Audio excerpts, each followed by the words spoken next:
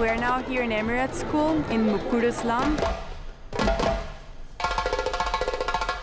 We chose this location because we want to have a better understanding of the type of challenges the girls face in this type of circumstances, especially when they need access to proper management of the menstruation. Ella es Diana Sierra, diseñadora colombiana, emprendedora social. De un pueblo pequeño y desconocido de Colombia, Diana asaltó algunas de las mejores universidades del mundo y de ahí inició una particular conquista creativa del África. Menstruation can be a very simple thing for some people who have access to proper management materials, but if you don't have them, it could be a burden, a huge burden. Diana es la fundadora de Be Girl, una iniciativa que busca que todas las niñas y adolescentes del mundo vivan sus procesos menstruales con salud y con orgullo, que tengan acceso a productos sanitarios básicos que protejan su integridad y su comodidad, y sobre todo que garantice el derecho fundamental a que las mujeres con los procesos biológicos que permiten el milagro de la vida tengan acceso a las mismas oportunidades que los hombres. Hoy en Fuerza Latina, una historia de diseño al servicio de la equidad de género. Diana, si esta pandemia no nos tuviera a millones de kilómetros de distancia, esta entrevista comenzaría con un muy fuerte abrazo. Es un honor tenerte hoy desde Mozambique, África, aquí en Fuerza Latina. Natalia, a ustedes y a todo su equipo, muchas gracias por la invitación.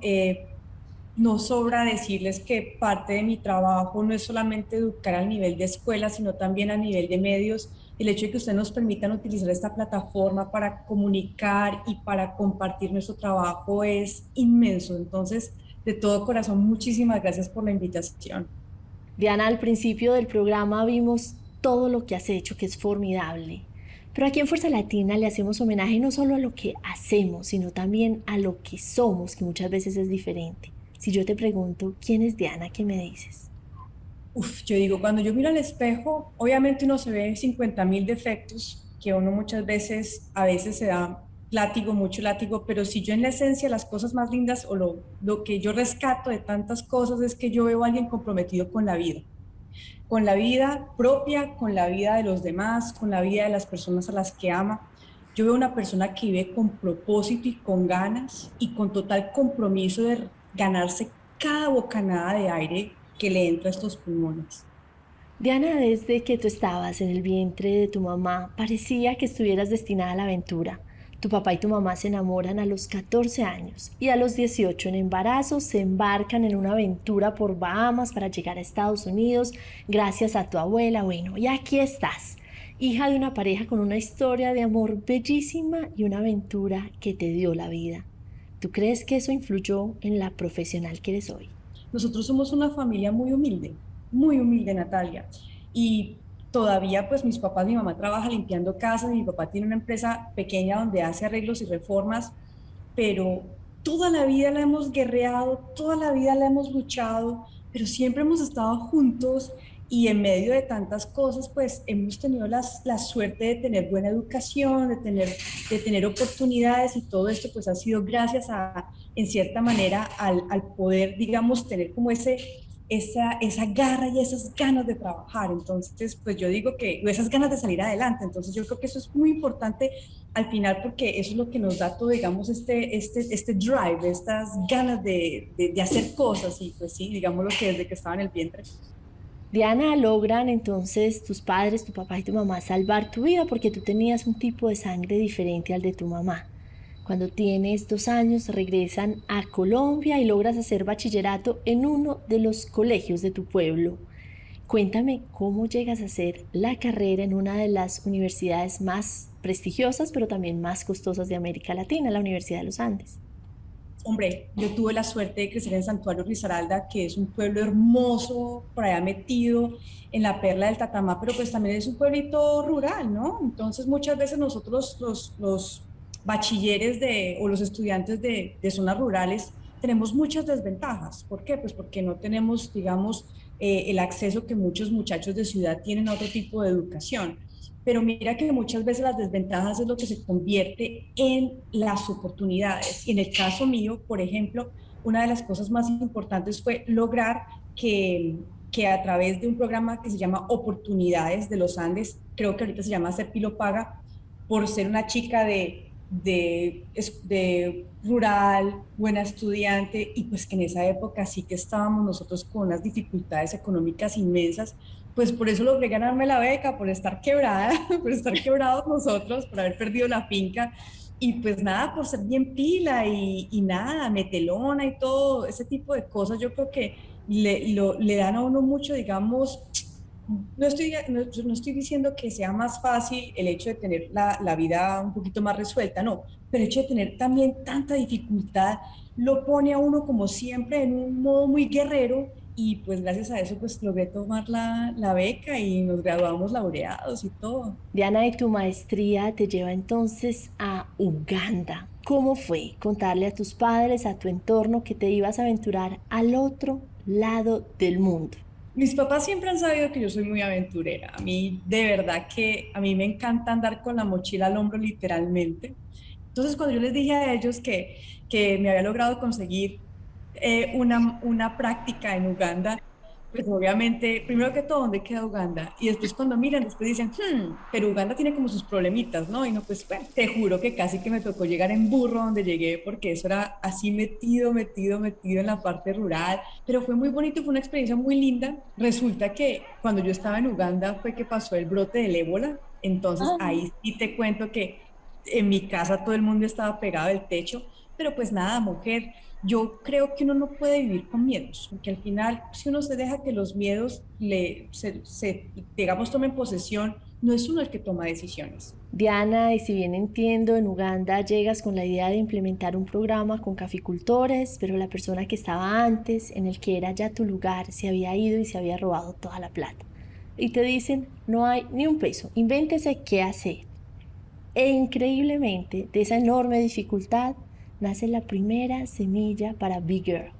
Cuéntanos esa experiencia. Pues mujer, cuando yo llegué y me dijeron, no, Diana, no hay fondos de nada para trabajar en lo que tú venías a trabajar, que yo venía a trabajar en proyectos de artesanías, me dijeron, pues no hay una gota de dinero, mira a ver qué se puede hacer. Y así fue, mira, me dijeron, no hay nada de dinero, haga lo que quiera. Y me llegan y me dicen a mí, haga lo que quiera. Y yo, bueno, yo hago lo que yo quiera. Pues en esa época, Dios gracias, pues yo tenía mis ahorros de trabajo y todo eso, y dije yo, vale, me voy a montar aquí en esta cooperativa que estaban haciendo un montón de cosas ahí con hojas de banano y eso, les dije, no, vamos a aprender cosas coloridas, vamos a hacer joyas con chaquiras, y para hacerte la historia larga corta, me logré hacer una colección de joyas que se fue a vender en todas las tiendas de Tommy Hilfiger alrededor del mundo. Coordiné con Ruanda, con Tanzania, canastas, máscaras de todo. Y al lado salió Big Girl, que claro, al trabajar con todo este montón de mujeres tan cercanas, me di cuenta del problema tan grande que es la falta de acceso a productos sanitarios. ¿Por Porque qué? llegaron Porque niñas, exacto. muchas niñas. Nosotros teníamos un grupo de mujeres ya supuestamente mayores, pues obviamente ni tanto, pero te empiezan a llegar niñas por borbotones, niñas chiquiticas de 11, 12, 13 añitos, a las cuales tú no puedes recibir porque son niñas.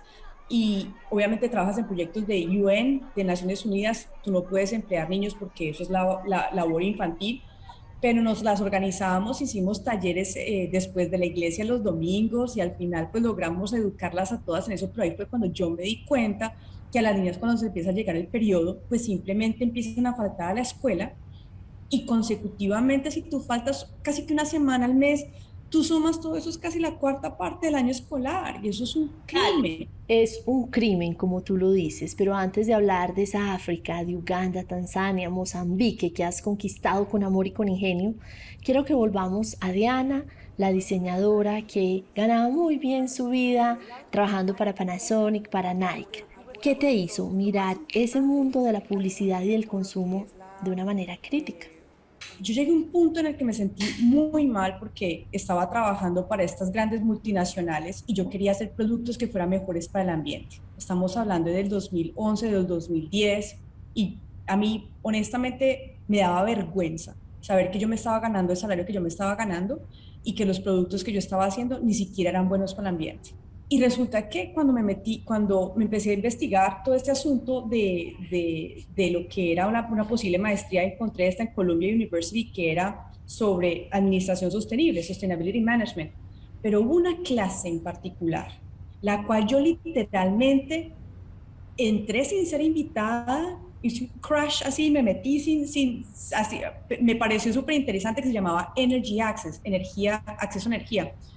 Y había un profesor que se llama Jeffrey Sachs y él estuvo explicando lo que era la problemática de los niños que mueren porque inhalan humos. Claro, pues al estar en la espalda de la mamá y la mamá cocinando en un fogón de leña, los niños se tragan todos esos humos y mueren de neumonía. Y después empezó a hablar de todos los niños que mueren por falta de agua limpia. Cuando hay filtros de agua, cuando hay estufas, los niños que se queman con lámparas de querosene porque están estudiando y debajo de una lamparita, cuando hay lámparas solares. Yo decía, Dios santo, o sea, qué tristeza que todas estas personas que realmente necesitan productos, nadie les está diseñando productos o servicios que se acomoden a sus necesidades simplemente porque son un mercado no viable. Qué vergüenza como diseñadora y como individuo que nosotros estemos aquí haciendo todo este montón de cosas para gente que no la necesita y a los que realmente sí, simplemente decimos mercado no viable. Entonces, ese fue para mí el punto que yo dije, no más. Voy a dejar de diseñar ese tipo de cosas y voy a enfocar lo que yo sé para proyectos de impacto social. Volvamos entonces, Diana, a Uganda. Tengo entendido que en el mundo 1 de cada 10 mujeres sale del sistema escolar porque no tiene acceso a, digamos, elementos sanitarios. Pero en África es el 40% de las niñas jóvenes y adolescentes. Niñas jóvenes y adolescentes que llegan a decirte, quiero trabajar con usted porque estoy por fuera del sistema escolar. ¿Qué pasa por tu cabeza? Te voy a contar una historia que fue muy chocante y fue que la primera vez que yo entré a una escuelita en Uganda, una escuelita rural, yo no sé si tú te acuerdas, yo creo que tú y yo somos bien contemporáneas, el famoso afiche del conejito de Colgate que había en todas las escuelas que nos enseñaba cómo lavarnos los dientes. Bueno, entonces llego yo a esta escuelita y en vez de ver un afiche del conejito de Colgate, yo llego y veo un afiche de qué hacer en caso de una violación. Y estaban todos los dibujitos, todos los monaquitos diciendo que la niña no se puede lavar, que no puede lavar la ropa interior y que tiene que ir a la comisaría. Y yo digo, o sea, te lo juro que a mí ese momento fue crítico en la vida porque yo crecí aprendiéndome a lavar los dientes. O sea, mira la diferencia, el contraste tan grande. Yo como mujer, como diseñadora, como ser humano, si a uno eso no le toca las fibras, no se lo toca a nadie.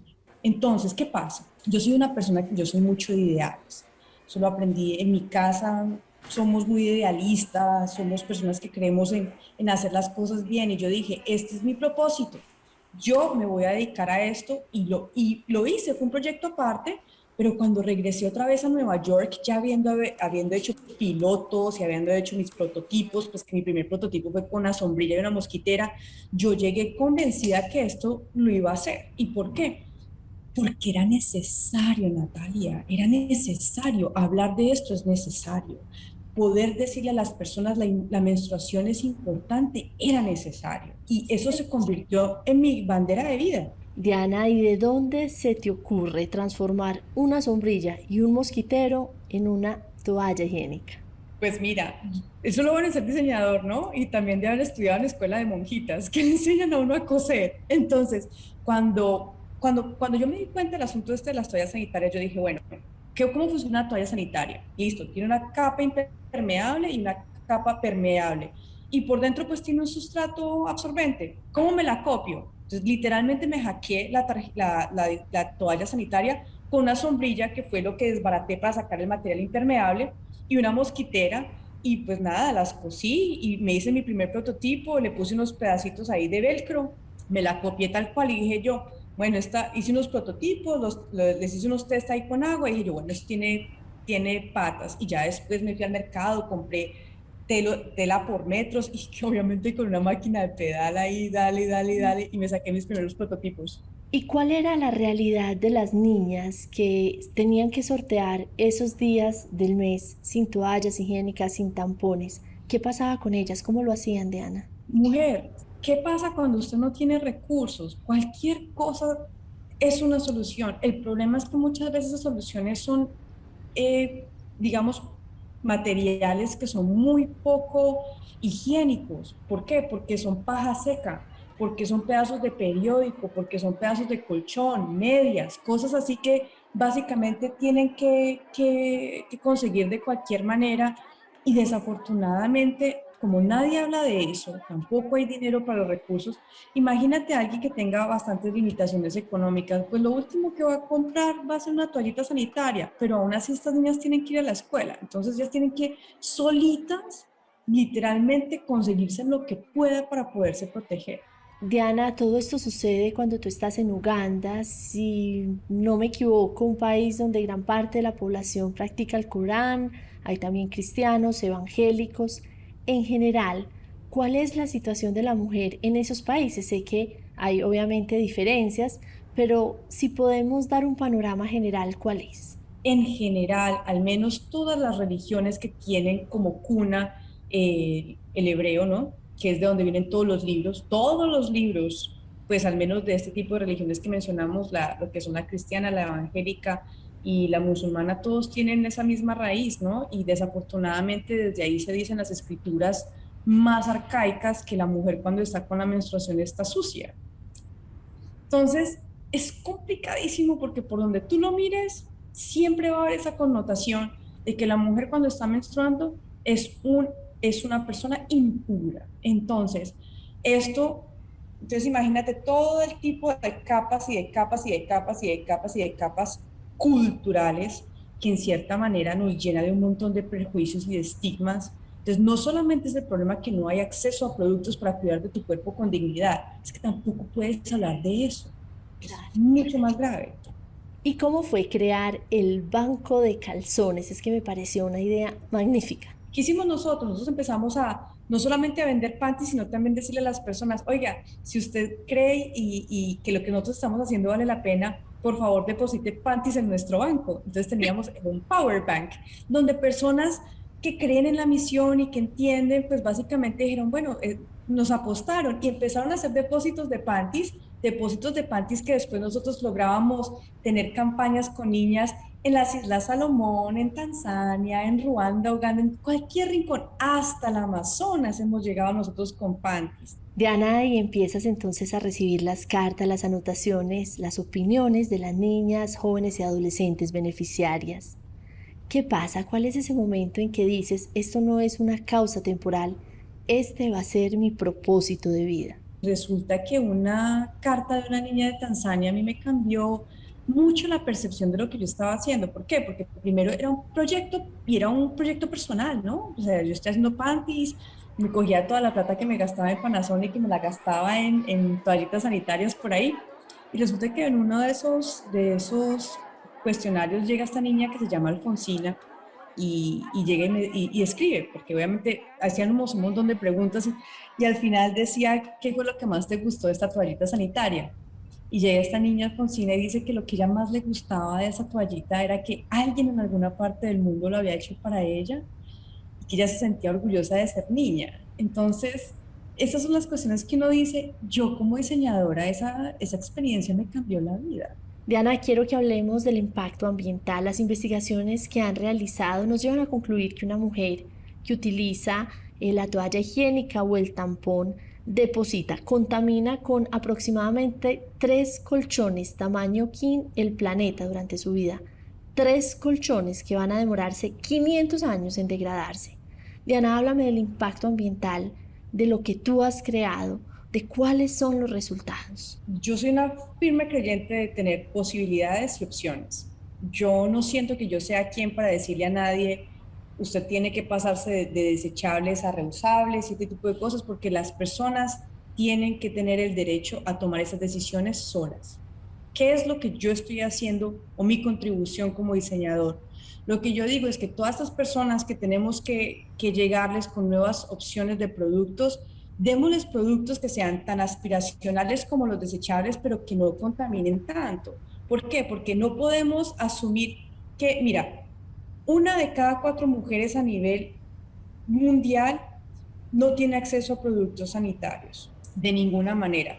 Pero pues también tenemos la parte que sí tiene acceso, que puede comprar, pero que aún así es con mucha dificultad. Entonces yo quiero es que Big Girl básicamente se convierta en una marca número uno aspiracional para las personas que quieren comprar productos alternativos a los desechables en mercados emergentes. Entonces tenemos toallas sanitarias, tenemos panties, tenemos copas, pero para mí lo más importante es poderle dar a ese usuario la opción de escoger. Y si yo te preguntara cuál es el resultado más satisfactorio, el que más alegría te ha traído de Big Girl, ¿a cuántas niñas y jóvenes, por ejemplo, has logrado llegar? Mira, nosotros a este momento le hemos llegado a más de 150.000 niñas y tenemos casi que, o sea, tenemos también muchos como, no me acuerdo en ese momento la cifra total, pero creo que ya vamos como por 10.000 niños. Y menciono los niños porque estamos haciendo talleres que básicamente son de educación y utilizamos el Smart Cycle para poderlos educar. Háblame del Es Smart Circle también. claro.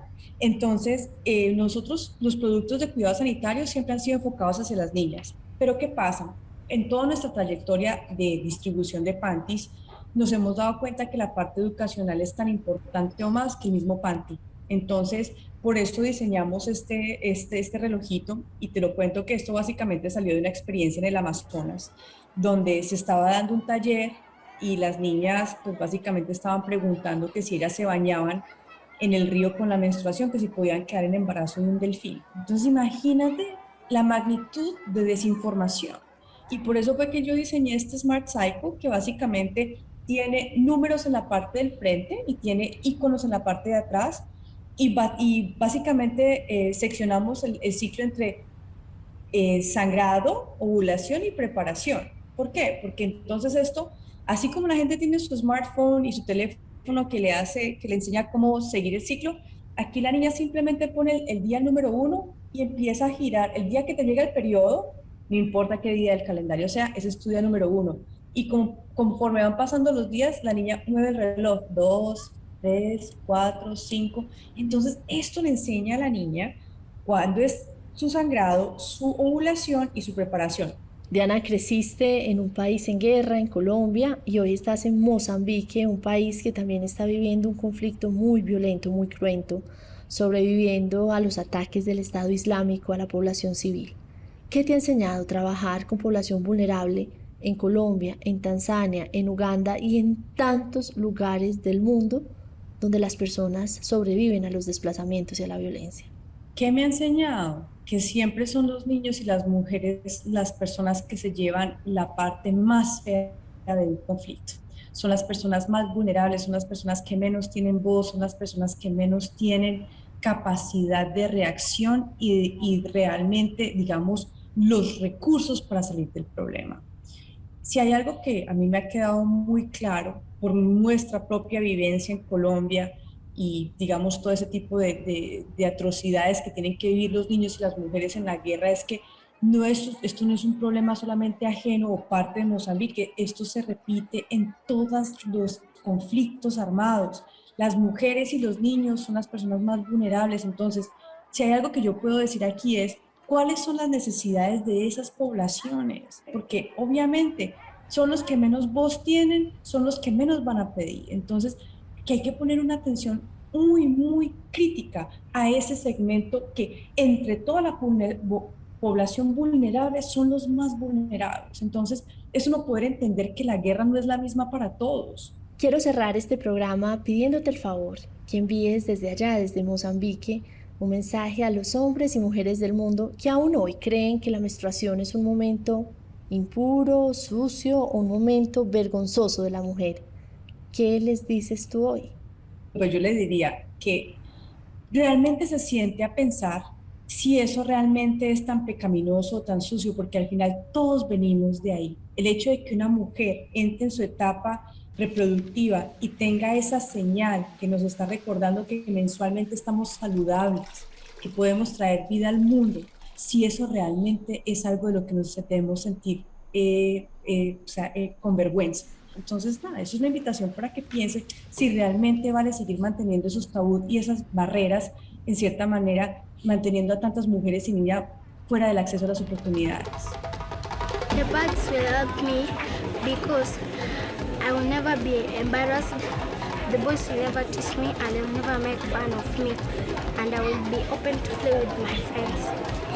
Diana, sé que tu agenda es muy solicitada, que tienes que ir a seguir cambiando y transformando el mundo como colombiana y como latinoamericana. Es un orgullo verte a ti conquistando África, Centroamérica y el mundo entero. Muchísimas gracias por acompañarnos. A ustedes, muchas gracias de corazón. Como les decía, básicamente el acceso a productos de cuidado femenino, tenerlos o no tenerlos, es lo que hace que una niña tenga o una mujer tenga la posibilidad de acceder a oportunidades sin que la biología de su cuerpo sea su propia barrera.